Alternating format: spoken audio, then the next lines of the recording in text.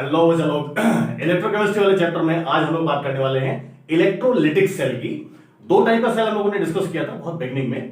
तो आज हम बात करेंगे इलेक्ट्रोलिटिक सेल की। एक्चुअली इलेक्ट्रोलिटिक सेल होता क्या है?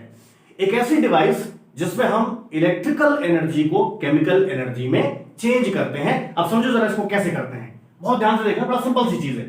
सपोज मैंने यहां पे एक बीकर लिया, ठीक है, सिंपल सी चीज है। इसके अंदर आप दो इलेक्ट्रोड लगा दो, एक का कनेक्शन हम पॉजिटिव टर्मिनल से करेंगे बैटरी के, दूसरे का कनेक्शन नेगेटिव टर्मिनल से करेंगे। तो ये जो पॉजिटिव टर्मिनल वाला है इसको हम बोलते हैं एनोड। क्या बोलते हैं? एनोड। और ये जो नेगेटिव टर्मिनल वाला है इसको हम बोलते हैं कैथोड। राइट? पक्का? इसके अंदर जो है हमने पानी भर लिया, सबसे कॉमन सा सॉल्वेंट है, और आप इसमें कोई भी एक इलेक्ट्रोलाइट मिला दें जो आपको अच्छा लगे। ठीक है? तो सबसे कॉमन इलेक्ट्रोलाइट हमारे पास क्या होता है? घर में क्या है? नमक, सादा नमक, प्लेन सॉल्ट। ठीक है? तो आपने इसमें नमक डाल दिया, तो लेट हमने यहां पे इसको नमक जो है NaCl की डिसॉल्व कर दिया। तो जब आप इसमें सॉल्ट को डिसॉल्व करोगे तो ये अपने रिस्पेक्टिव आयंस में डिसोसिएट हो जाएगा। राइट? अब जरा मेरी बात को ध्यान से समझना। जब आप इसमें इलेक्ट्रिक करंट पास करते हैं, ठीक है ना, जब आप इसमें बैटरी के थ्रू इलेक्ट्रिक करंट पास करते हैं तो क्या होता है? बड़े ध्यान से मेरी बात समझना। एक्चुअली यहां पे प्रोसेस शुरू हो जाती है, कौन सी? AACC। ठीक है, रट्टा नहीं बचे। एनायन एनोड की तरफ, कैटायन कैथोड की तरफ, AACC। ठीक है, अब आप देखो, ये जो एनायन है ये एनोड की तरफ जाएगा और कैटायन कैथोड की तरफ जाएगा। तो यहां पे प्रोसेस क्या होती है, यहां पे रिएक्शन क्या होती है, आप ये देखो जरा। एट एनोड, पहले हम एनोड की बात कर लेते हैं। तो एनोड में क्या होगा? एनोड में जाएगा एनायन, क्लोराइड आयन। तो क्लोराइड आयन जो है ये क्लोरीन गैस के फॉर्म में लिबरेट हो जाएगा with the elimination of 2 electron. तो जब भी ये एनायन एनोड के पास जाएगा तो यहां पे इलेक्ट्रॉन एलिमिनेट होगा, इलेक्ट्रॉन बाहर निकलेगा। और आपको पता है कि जिस प्रोसेस में इलेक्ट्रॉन एलिमिनेट होता है इसको हम लोग बोलते हैं ऑक्सीडेशन प्रोसेस। पक्का? तो यहां पे क्या हुआ कि जैसे ही आपने करंट पास करा, इलेक्ट्रिकल एनर्जी को यूज किया, तो ये एनायन एनोड की तरफ गया और यहां पे ऑक्सीडेशन शुरू हो गया। ऑक्सीडेशन क्या? केमिकल प्रोसेस है। कैथोड पे क्या होता है आप ये देख लो जरा। एनोड के बाद कैथोड पे कैटायन जाता है। कैटायन यहां हमारे पास सोडियम आयन है। तो सोडियम आयन इलेक्ट्रोड से इलेक्ट्रॉन लेता है और सोडियम मेटल के फॉर्म में इस पे डिपॉजिट हो जाता है। अब आप देखो, बिकॉज ये कैथोड पे क्या हो रहा है, इलेक्ट्रॉन यहां पे ऐड हो रहा है, तो एडिशन ऑफ इलेक्ट्रॉन को हम क्या बोलते हैं? रिडक्शन। अब ये आपको बताने की जरूरत नहीं है, बड़ी सिंपल सी बात है कि जैसे ही आपने इलेक्ट्रिकल एनर्जी यहां पे पास की, करंट पास किया, यहां पे केमिकल प्रोसेस शुरू हो गया, ऑक्सीडेशन एंड रिडक्शन। तो आपने इलेक्ट्रिकल एनर्जी को केमिकल एनर्जी में चेंज किया। अब मेरी बात समझना, जब आप ये करंट पास करते रहोगे तो ये जो नॉन मेटल है ये गैस के फॉर्म में लिबरेट होती रहेगी इस इलेक्ट्रोड से, और जो मेटल है वो यहां पे डिपॉजिट होता रहेगा। ठीक है? पक्का?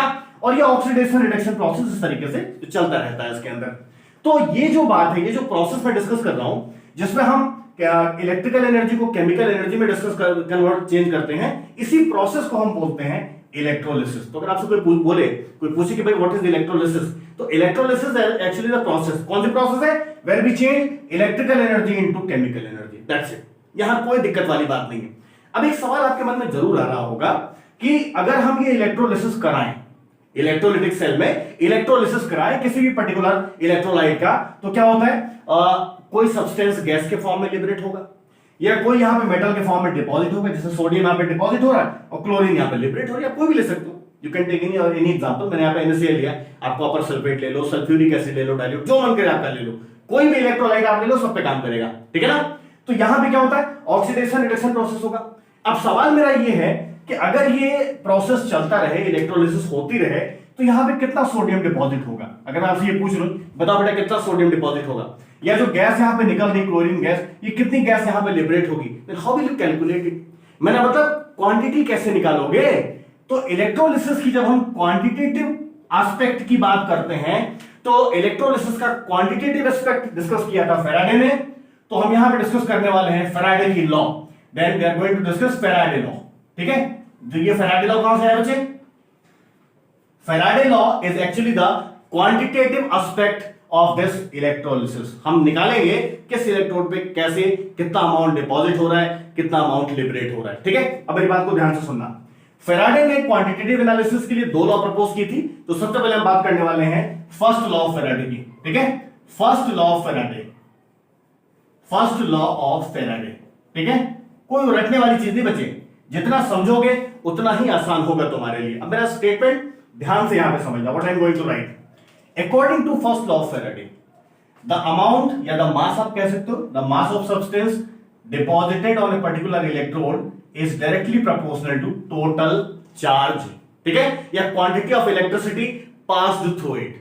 जितनी ज्यादा करंट आप पास करोगे उतना ज्यादा अमाउंट डिपॉजिट होगा, या उसको टोटल चार्ज भी हम बोलते हैं। तो स्टेटमेंट मेरा क्या था, the amount of substance deposited or liberated at a particular electrode is directly proportional to the total charge या quantity of electricity passed through the solution. रटना नहीं है।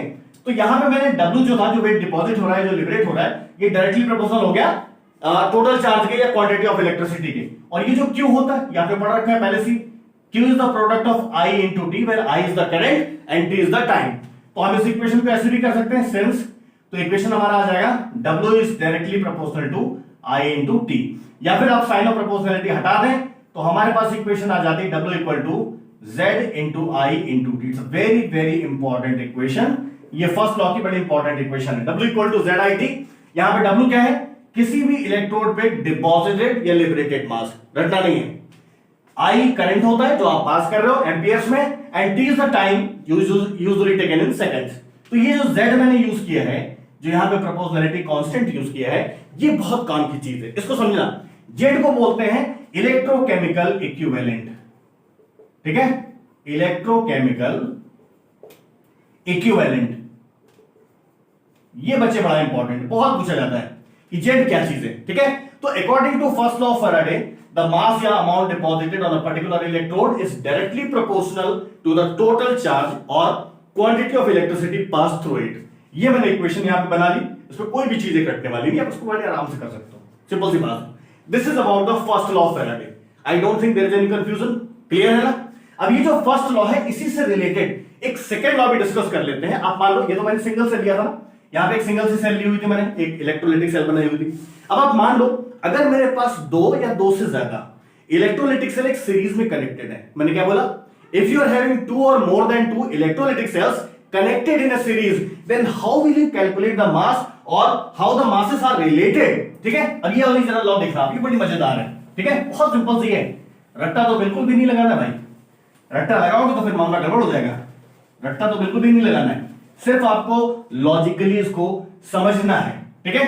आप देखो, मैं ये 3 इलेक्ट्रोलाइटिक सेल बना दे रहा हूं। अब दो भी ले सकते हो, दो में भी कोई इश्यू नहीं है, और 2 या 2 से ज्यादा तो मैं यहां पे 3 बना ले रहा हूं, ठीक है। इससे अच्छा लगेगा, थोड़ा अच्छा फील आएगा। ये मैंने यहां पे इलेक्ट्रोड्स लगा दिए, और इन इलेक्ट्रोड्स को मैंने जो है वो कनेक्ट कर दिया सीरीज में, ठीक है। तो कोई इसमें रटने वाली चीज नहीं है, आराम से आप इसको बना सकते हो। ये सेल बनी हुई है, आउटर सेल के थ्रू आप इसको जो है कनेक्ट कर दो। तो मान लो कि आपने जो फर्स्ट वाला लिया था इलेक्ट्रोलाइटिक सेल, इसके अंदर आपने ले लिया कॉपर सल्फेट, मान लो सपोज। सेकंड वाले के अंदर आपने ले लिया सिल्वर नाइट्रेट, थर्ड वाले में आपने ले लिया डाइल्यूट सल्फ्यूरिक एसिड। जो आपका मन करे आप ले सकते हैं, कोई इसमें दिक्कत वाली बात नहीं बचे, है ना। इसमें कहीं कोई मतलब ऐसा रट्टाफिकेशन आपको नहीं करना है। तो मैंने 2 या 2 से ज्यादा सेल, मैंने 3 सेल लिया, उसको सीरीज में जोड़ दिया, पक्का। तो जब आप करंट पास करोगे तो जितनी करंट यहां जाएगी वही करंट यहां जाएगी, वही करंट यहां जाएगी, तो सब में same amount of current pass होगी। और सबसे इंटरेस्टिंग बात है कि सेम टाइम के लिए पास होगी।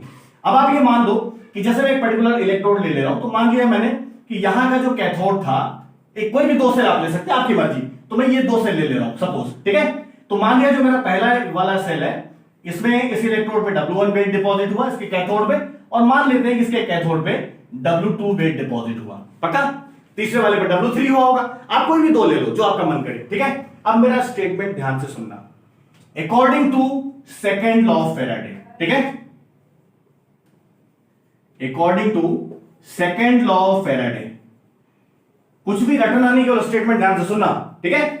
When 2 or more than 2 electrolytic cells are connected in a series and same amount of current is passed through them, the amount of substance deposited on a particular electrode, the amount of substance deposited or liberated on a particular electrode is directly proportional to their equivalent masses। रटना नहीं है, मैंने क्या बोला, अगर 2 या 2 से ज्यादा सेल एक सीरीज में लगी हैं और उनमें सेम अमाउंट की करंट पास हो रही है, तो उनमें जो मास डिपॉजिट होगा किसी भी इलेक्ट्रोड पे, या जो मास लिबरेट होगा, वो उसके इक्विवेलेंट मास के डायरेक्टली प्रोपोर्शनल होगा। तो मैंने क्या किया, मैंने 3 सेल ली थी तो मैंने ये 2 ले लिए, फर्स्ट 2 सेल मैंने यहां पे कंसीडर कर लिया। अब आप यहां पे देखो, अगर हम इस लॉ को अप्लाई करते हैं तो जो मास डिपॉजिट हो रहा है W1 by W2, इन दो को जो मास डिपॉजिट हो रहा है ये किसके डायरेक्टली प्रोपोर्शनल है, इक्विवेलेंट मास के, तो E1 by E2। तो मान लिया यहां कॉपर डिपॉजिट हो रहा था, यहां पर सिल्वर डिपॉजिट हो रहा था, कॉपर का W1 मान लिया, सिल्वर का W2 मान लिया, तो ये किसके डायरेक्टली प्रोपोर्शनल है, कॉपर के इक्विवेलेंट मास के और सिल्वर के इक्विवेलेंट मास के। ये बात आपको ध्यान रखनी है। तो यहां पे जनरलाइजेशन मैंने बना दिया, W1 by W2 equal to E1 by E2, और ये स्टेटमेंट हम पढ़ चुके हैं अभी थोड़ी देर पहले, W equal to ZIT according to first law of Faraday, ये स्टेटमेंट पढ़ चुके हैं। यहां से अगर हम इसको अप्लाई कर दें तो हमें यहां पे मिल जाएगा और Z1IT अपॉन Z2IT, ठीक है, क्योंकि दो अलग अलग सोल्यूशन है तो करंट सेम है, टाइम सेम है, बट जो इलेक्ट्रोकेमिकल इक्विवेलेंट है वो हर इलेक्ट्रोलाइट का डिफरेंट होता है, ठीक है। तो ये Z1 by Z2 हो गया, this is equal to E1 by E2। अब IT सेम है तो आप इसको हटा भी सकते हो, ये इक्वेशन बन जाएगा Z1 by Z2 equal to E1 by E2, रटना नहीं बचे, ठीक है। यहां से ये बात बिल्कुल क्लियर हो जाती है अपने आप कि जो इक्विवेलेंट मास है this is directly proportional to electrochemical equivalent. ये स्टेटमेंट हम यहां पे दे सकते हैं, इसको इक्वेशन 1 मान लो, इसको इक्वेशन 2 मान लो, और यहां पे साइन ऑफ प्रोपोर्शनलिटी हटाने के लिए हम जो कांस्टेंट यूज करते हैं ये होता है F, जिसको बोलते हैं फैराडे कांस्टेंट, तो ये बन जाता है E equal to F into Z। आप इसको इक्वेशन 3 मान लें, ठीक है। और ये जो इक्वेशन हमने यहां पे बनाई है थर्ड वाली, इसी इक्वेशन से अगर हम Z फाइंड आउट करें, आप समझिए, अगर हम यहां से Z फाइंड आउट करें तो क्या बन जाता है, equivalent mass upon Faraday constant. This is very very important statement. Electrochemical equivalent is directly proportional to equivalent mass upon Faraday constant, और जो फैराडे कांस्टेंट है बेटा जी इसकी वैल्यू आप याद कर लो 96,500 कूलम्स, जो न्यूमेरिकल्स में हम अप्लाई करते हैं, ठीक है। तो ये जो सेकंड लॉ है और जो भी फर्स्ट लॉ मैंने डिस्कस किया था ये वाला, इन दोनों को कलेक्टिवली हम क्वांटिटेटिव एनालिसिस के लिए या कैलकुलेशन के लिए यूज करते हैं, मतलब न्यूमेरिकल लगाने के लिए यूज करते हैं, ठीक है। अब मेरी बात को ध्यान से समझना, ये जो मैंने यहां पे Z निकाला ना, एक्स्ट्रा बात बता रहा हूं, अगर मैं ये इक्वेशन 1 में अप्लाई कर दूं जो मैंने फर्स्ट लॉ में इक्वेशन बनाई थी, तो हमें क्या स्टेटमेंट मिल जाएगा, ये ध्यान से देखना, ये नोट का पॉइंट होगा तुम्हारे। तो ये हमारा बन जाएगा W इक्वल टू, अब Z की जगह क्या लगा दें, E अपॉन F, तो equivalent weight into I into T upon क्या बन जाएगा, फैराडे कांस्टेंट। और मान लो जो भी आप कोई मेटल डिपॉजिट करा रहे हैं, जैसे मैंने यहाँ पे कॉपर डिपॉजिट करा दिया, यहाँ पे सिल्वर डिपॉजिट करा दिया, कोई भी सब्सटेंस है, कोई भी एलिमेंट डिपॉजिट करा दिया, तो किसी भी एलिमेंट का इक्विवेलेंट मास क्या होता है, उसका एटॉमिक मास अपॉन वैलेंसी। तो जहां पे E लिखा है, इक्विवेलेंट वेट लिखा है, यहां पे हम क्या यूज कर सकते हैं, एटॉमिक मास अपॉन वैलेंसी। तो ये इक्वेशन इस टाइप का भी बन जाएगा W, और बहुत ध्यान से देखना क्योंकि न्यूमेरिकल में बड़ा काम आने वाला है बेटा। ये बन जाएगा W equal to atomic weight into I into T upon, ये क्या बन जाएगा, वैलेंसी, ठीक है, वैलेंसी इंटू फैराडे कांस्टेंट। ये बड़े काम का इक्वेशन है बेटा, ये ध्यान से देखना, रट्टा नहीं मारना भाई, रट्टा मारोगे तो फिर दिक्कत है, समझ लो पहले तो रट लेना फिर पक्का। अब आप देखो, this is all about the Faraday's law of electrolysis. तो मैंने जितना भी एस्पेक्ट डिस्कस किया है इलेक्ट्रोलिटिक सेल के रिस्पेक्ट में और इलेक्ट्रोलिटिक कंडक्टेंस से रिलेटेड, इन सब के न्यूमेरिकल्स अवेलेबल होंगे आपके पास डिफरेंट वीडियोस में, आप जरूर चेक कर लेना उसको, ठीक है। क्वेश्चन लगाने में कोई दिक्कत है आप मुझे तुरंत टेक्स्ट कर देना, I will help you out, ठीक है। Thank you.